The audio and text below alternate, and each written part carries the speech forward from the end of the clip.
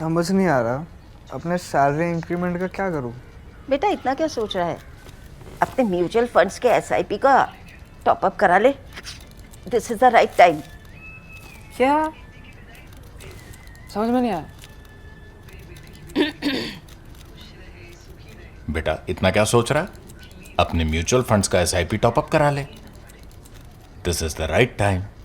अब समझा।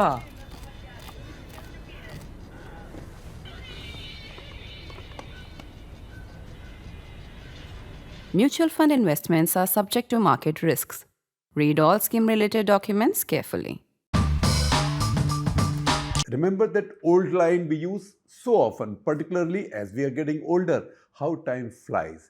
That is, things that happened, what looks like a long time back, suddenly become relevant, and then you think it was just the other day. Now, if I tell you this, you might be surprised that in just 1 week from now, exactly 1 week from when I am recording this now, on 18th of July, that will mark the 20th anniversary. 20 years of the Indo-US nuclear deal. So the first deal, the initial deal was signed when Dr. Manmohan Singh was official visit to Washington. In the joint statement between him and George Bush, it was a long joint statement. I will share with you both the Indian version and the US State Department version, the MEA version and the US State Department version of the joint statement. In the joint statement, they said that it is now acknowledged essentially by the American side that India has been a responsible nuclear state. Remember, in 1998, India had tested the nuclear weapons, not devices, that was 74, weapons, and declared itself a clear nuclear weapon state. Within a fortnight, the Pakistanis also responded. That was called tit for tat tests, and the Pakistanis also became a nuclear weapon state. However, India was immediately hit by sanctions from the entire world, starting with the Americans. In this case now, 2005, the US acknowledged that India had been a responsible state. India was actually very strong when it came to preventing any proliferation, very earnest, and also India's role in preventing any proliferation of weapons of mass destruction or India's opposition to it needed to be rewarded. Also the realities of the post-Cold War world at this point, particularly after the rise of India, had to be acknowledged. So India needed a different dispensation in the sense that while India was a nuclear weapons power, yet it was not a signatory to Non-Proliferation Treaty, NPT, and yet it will get, or the US will do whatever possible or everything that was necessary to be done to make sure that India gets all the privileges and all the access to technology, markets, etc. that is available to all the signatories, nuclear weapons powers, who are signatories of the NPT. That is just the 5 of them: US, China, Britain, France, and now Russia, used to be the Soviet Union. This is how the US agreed to bring India into the full nuclear tent. That set off a process that went on in the first round till 2008, because there were much opposition from within the Congress party, huge opposition from the opposition. The BJP and the left both got together to oppose it. At that point, Congress party led UPA government, that was UPA 1, it survived at the mercy of the left. The left then had got just over 60 seats in Lok Sabha, left with its allies, CPM with its allies, and they were opposed to the deal. So that set off really intense politics. Finally, this was tested in Parliament with a vote of confidence, which Dr. Manmohan Singh's party or government won. Narrowly, but they won. And that is when one stage of the nuclear deal was over. Second stage came subsequently when the new parliament came in after 2009 elections, because now the opponents of the nuclear deal had not given up. So they thought, all right, we were not able to stop the deal. Dr. Singh made a big issue of it. He won his vote of confidence and got a larger number of seats in the subsequent national election.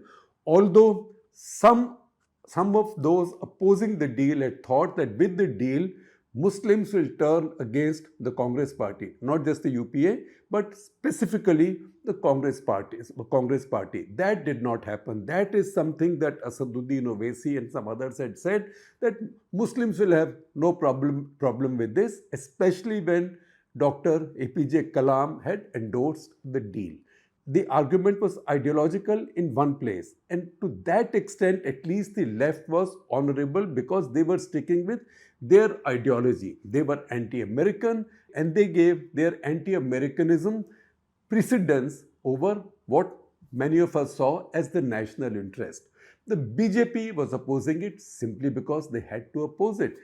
If they were in power, most likely they would have done the same thing themselves. But now it was Mr. Advani's BJP, very bitter, very angry, particularly after losing in 2009, so they had to oppose it. A lot of the opposition also was intellectual on the left side. I have sometimes said that the intellectual argument over the nuclear deal was fought between the Indian Express, where I was then, and the Hindu and the Indian Express one. Then what happened? Then the next stages, as India and the US were going through subsequent steps in the process, many additional things had to be done. One of those was setting the principles of nuclear liability. What happens if there is a nuclear accident, right? Everybody has memories of Chernobyl and then also Fukushima after the tsunami, the damage there. There's always fear about a nuclear plant, about a nuclear accident. There, the basic principle with nuclear energy is that responsibility or liability lies with the operator, one who's running the plant, not with the one who supplied the equipment. In India, however, this spilled over into the larger commentariat. That was around time the Supreme Court gave its order on Union Carbide in the Bhopal case, and that got public opinion turned quite angry because activists said that the Supreme Court judgment had given Union Carbide a very easy pass and the victims had not got enough. And that is something that public opinion found convincing. And that fed into the fear that if this nuclear deal is signed like this and liability is limited for the supplier, who will obviously be a foreigner, can be American, can be French, can be Russian, although Russians haven't cared. You've seen so many Russian nuclear plants running in India. They don't particularly care. But if their liability was to be limited to a very low level and all liability was to be with the operator, that will not be fair, and the victims, which might be in millions or maybe tens of millions, will not get justice. It was because of that some clauses were inserted in that nuclear liability bill. You will see the exact name of the bill on your screens. And because of that, no new nuclear plants were set up as a result of this deal. So when we said that we won the intellectual argument over the deal, the counter was, big deal. You won the argument over the deal, but not 1 megawatt of energy has come in, nuclear energy has come in as a consequence of this deal. 20 years from then, now time might have come to also make a correction on that, because now after the last joint statement between Prime Minister Modi and Donald Trump in February, it was said that India will amend its nuclear liability law so as to take out these killer clauses, whereby India could start building new nuclear energy plants imported besides Russia. Russia, of course, is going on, imported from the US, France, and other places without the fear of this killer clause. If this comes through in this session, most likely in the monsoon session or maybe in the winter session, although I suspect in the monsoon session, at least I'm hoping in the monsoon session, then you might see movement in this direction. Then you will start getting the energy benefit of the deal. However, those like us who had supported the deal anyway, we supported it because we said this is not about energy. This is not just about energy. This is about repositioning India in the world post-Cold War. In the post-Cold War world, India, there was no non-aligned movement. There was no Soviet Union. So India had to reposition itself. This was the first treaty or agreement of this kind India had ever signed with the US or anybody in the Western world. PL 480 for grain supplies in 1960s doesn't count. That was an American law under which the Americans provided that aid to India. This, therefore, was a turning point in India's global positioning of itself. We saw this not as an energy deal, but as a strategic deal. And this way, Dr. Manmohan Singh, carrying forward a process that Atal Bihari Vajpayee had started, had now positioned India much closer towards the West. And that is the process that has gone on since then. Narendra Modi, after he came into power in 2014, he never reminded you of the criticism that his party had of the deal against which it voted in Lok Sabha. If anything, he took this relationship forward. So the stage has now come. If this really bad law is amended, as I'm quite sure it will be, then India can start looking at some expansion in its nuclear energy, particularly with small nuclear reactors. Small nuclear reactors, some of which could be made in India, some of which could be made in joint ventures, some of which could be imported from outside. At which point, I will list for you the 6 biggest gains from this Indo-US nuclear deal. I had written a national interest about this in February of 2020, and that was when Donald Trump was coming into India and COVID was just beginning to be noticed in India. Remember that is when he went to Ahmedabad. That is when I had written a national interest, of which I will share a link with you, where I had listed 6 gains. I will hold forth on those now and also tell you where we have moved on since then and what may lie ahead. And that's the reason I keep telling the critics of the Indo-US nuclear deal, or those who thought they lost out that intellectual argument then, but won the substantive argument because no energy could be produced because of that liability law. I say to them that to think that the India-US nuclear deal was either about a bilateral relationship or energy is to miss the point. The degree of difficulty that Manmohan Singh faced in making it a reality underlines how complex it was and with what wide-ranging implications. Number one, the first and the biggest implication of the deal was ideological. It was the first time, as I just mentioned, it was the first time that India had signed a treaty of any kind bilaterally with the Americans, and that too one with high strategic implications. Not only did it mark a 180-degree repositioning of India in the post-Cold War world, it also tested our public opinion on a vital question. Would India's public opinion trust Americans to be friends after decades of suspicion? To that extent, the deal ran contrary to the ideological nationalism the Congress and its left intellectual vanguard had built so masterfully. That is why it ran into immediate opposition from the left, but also almost the entire Congress establishment as well. Besides, there was the usual nonsense like Muslims will be upset. Because Dr. Manmohan Singh decided to make this the touchstone of his prime ministership and threw into the battle all his carefully preserved political capital, he pretty much arm-twisted a reluctant Sonia Gandhi into agreeing, even as her party's old guard turned up its nose. The general election that followed in 2009 proved that the Indian voter was smarter, a better judge of the national interest. The general election that followed in 2009 proved that the Indian voter was smarter, a better judge of the national interest than the old ideologues, and enormously honest, more honest than the old left and frankly, even the right, the BJP then. The BJP, usually seen as pro-West through India's decades of Soviet enchantment, opposed the deal even more strongly on nationalist grounds than the left did ideologically. Both were defeated.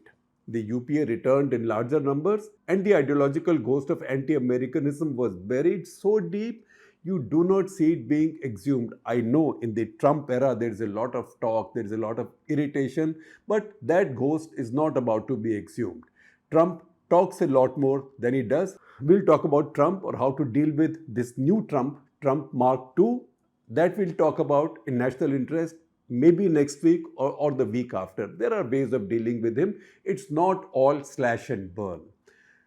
With this nuclear deal, the fact is that the Cold War India was born. That was the first achievement or gain of the deal. The second gain was of strategic principle. Although Montek Singh Ahluwalia, former deputy chairman of Planning Commission, talking about his book Backstage at the Print of the Cuff once, put the nuclear deal at the top of his list. He said Manmohan Singh was deeply concerned about India having been subjected to nuclear apartheid, as despite being a declared nuclear weapons power, it wasn't treated as one for nuclear commerce and technology transfers or exchange regimes because of the old discriminatory regimes originating from the Discriminatory Non-Proliferation Treaty. The nuclear deal gave India the opportunity to break out. It was also a fortuitous period when the US president had greater leverage with his Chinese counterpart and could lean on him to ease up on India. Would not have happened in the Xi Jinping era. India is now accepted as a nuclear weapons power legitimately for more than 20 years. That is the age of the deal. More or less like any other nuclear weapons power under the NPT. But also India is respected as a responsible, non-proliferating one, unlike rival Pakistan. You just heard the Israeli ambassador to India, Reuven Azar, say at the Print of the Cuff that only two countries in the world proliferate that only two countries in the world proliferate the nukes or nuclear technology. One is North Korea, the other is Pakistan, not India. The third point is of great domestic significance. Until now, there was no compulsion on India to subject itself to accepted international safeguards and standards of transparency. Because civilian and nuclear programs were mixed up, and deliberately so, because one masked the other. There was zero transparency until the nuclear deal or any oversight. This included by the parliament. At the same time, because civil and military were mixed up, nuclear scientists in Indian labs struggled to excel in a free, international, peer-reviewed environment, as everything was seen as covert and suspect. One big gain of the nuclear deal, therefore, was to bring India's nuclear program, including its funding and performance, into a more transparent domain. It also brought more nuclear installations, now declared fully civilian, under international safeguards or IAEA safeguards. Overall, it promoted more responsible behavior, accountability, and safety. Next point, the benefits in the tactical, military, scientific fields came next. It may have been called a civilian deal, but in essence, it was deeply military and strategic. It resulted in rapid relaxation of the US establishment's old fears of transferring sensitive military technology and equipment to India. In the mid-1980s, for example, India and the US struggled to arrive at sufficient confidence for Washington to even sell a supercomputer to India. Ironically, the fact is that today this phone probably has more computing power, in fact certainly has more computing power than what was called the supercomputer then in mid-80s, which Americans found it difficult to sell to India. And India said they wanted it most of all for monsoon prospecting. This was despite a fine personal equation between Rajiv Gandhi and Ronald Reagan. Now, the most sensitive military technologies, data and intelligence resources are being shared. This would not have happened without that one big deal that changed the fundamentals of India-US relations. The fifth gain is in the context of regional geopolitics. For 15 years since the Cold War ended, America had moved gingerly towards dehyphenating its India policy from Pakistan. The nuclear deal changed all of that dramatically. For the first time, Washington had signed a strategic deal with India which wasn't and has still not been offered to Pakistan. Not even after Trump hosted Asim Munir for lunch, presented him a MAGA hat and also keys to the White House. If you do not see it as the final striking out of that dreaded hyphen, that India-Pakistan hyphen, ask a Pakistani strategist. Since then, the Americans have done very little to bring it back. Never mind what Donald Trump has done lately. Donald Trump is Donald Trump. He's been hyphenating Benjamin Netanyahu and Khamenei, Israel and Iran. So in Trump 2.0, all of this doesn't matter because he's redefining diplomacy. Broadly and at a substantive level, it is just that we Indians, especially under the Modi government, keep relapsing into that trap given how undeservedly important Pakistan is made out to be in our internal politics. Pakistan doesn't matter that much. The sixth and the last point, and I say this with some trepidation, is my favorite point. It is a gain of immeasurable significance in our domestic politics. The nuclear deal and the way our political left went out on a limb to fight it, joined hands with the BJP, first of all pulled out support from the UPA, second joined hands with the BJP to vote against the UPA government which they had earlier kept in power and then lost. That ended a scourge of our political economy, the left. In 2008, the left owned the central government with 60 plus seats. Now it struggles to get into double figures in the Lok Sabha since then. It made common cause, as I just said, with the BJP in parliament to bring down Manmohan Singh's government. It exposed both. That step exposed both the left's ideological bullheadedness, which is blind anti-Americanism, and hypocrisy, which is joining hands with political Hindutva. Soon enough, it was routed in West Bengal as if forever. That's a gain to keep for generations. So what if it took a little bit of the foreign or American hand to achieve this? Since we are only a week away from this landmark deal completing its 20 years, I am sure as we run up to July 18, more and more people will be talking about this. I figured this is the most perfect time for me to make these points to you.